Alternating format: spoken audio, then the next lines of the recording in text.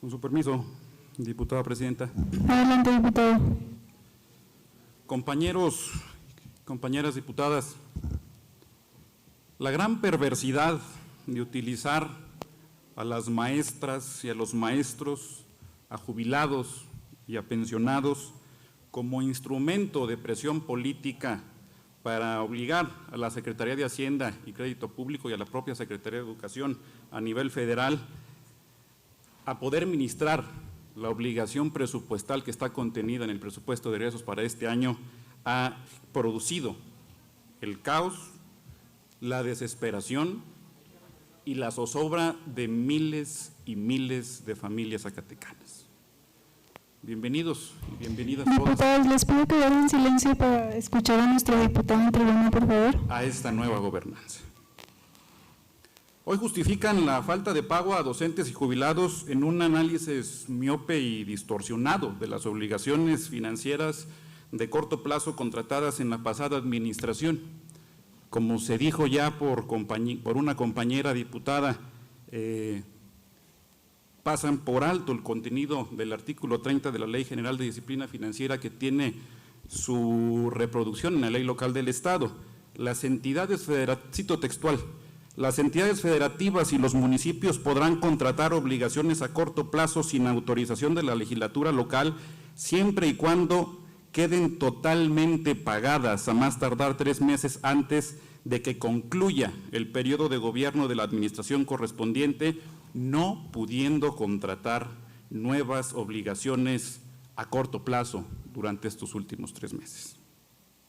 De tal suerte que es falso que existan obligaciones financieras a corto plazo por sustentar por el pasado gobierno. También condenan el hecho de que existan obligaciones de pago a proveedores y se les olvida o pasan por alto que no hay transición de gobierno en el mundo que no transite con obligaciones y deberes de estas características. No lo van a encontrar. Jamás van a encontrar un relevo gubernamental en ningún orden de gobierno que no releve de estas obligaciones financieras, legales y particulares a quien se va y a quien recibe. Lo que no se dice en la justificación dada por el gobernador es que fue el gobierno priista de Alejandro Tello el que logró reducir en más de un 90% el déficit financiero anual presentado oficialmente en cuentas públicas revisadas y autorizadas por este Poder Legislativo.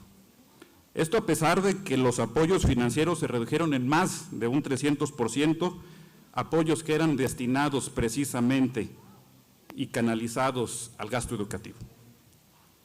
También pueden reprocharle al pasado gobierno la gestión eficiente y la política, sí, mucha política, que logró que por primera vez se consignara en el presupuesto de egresos de la Federación para este ejercicio fiscal 2021. Diputados, les pido por favor que dejen terminar al diputado.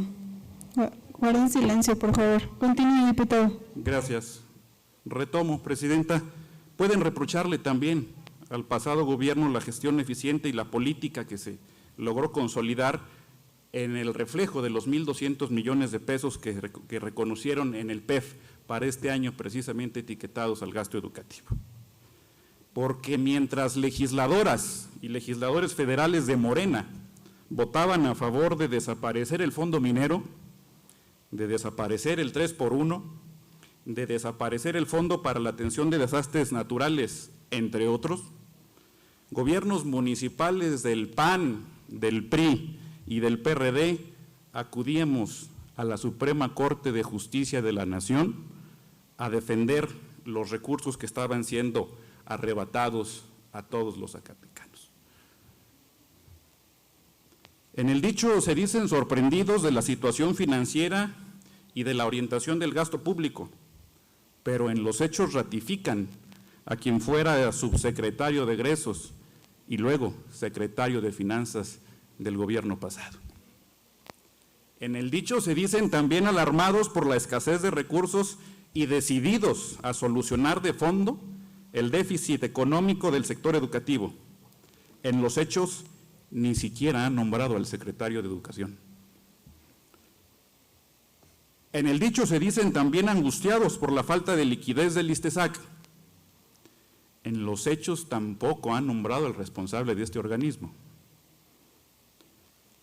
En 2016, el gobierno priista de Alejandro Tello recibió una deuda pública cercana a los 7,600 millones de pesos, la cual se logró reducir en más de 700 millones de pesos en 4 años. Eso le permitió a Zacatecas transitar en el sistema de semaforización de la Secretaría de Hacienda y Crédito Público de semáforo rojo, que representa endeudamiento elevado, a semáforo verde, que representa un endeudamiento sostenible. En el PRI conocíamos las dificultades financieras que existían en Zacatecas hace 5 años, en aquella transición de gobierno. 24 horas fueron suficientes para que Alejandro Tello armara su gabinete y empezara a trabajar, a buscar alternativas, a buscar soluciones y no pretextos ni justificaciones absurdas. Hoy, 5 años después, esta nueva gobernanza no ha sido capaz de nombrar ni siquiera a la mitad de su gabinete.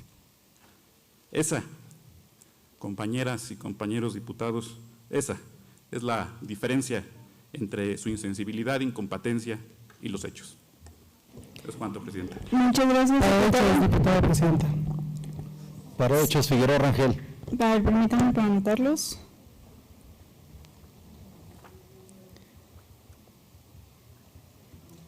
Ok, ¿alguien más? Le cedo el uso de la palabra al diputado González, hasta por 3 minutos.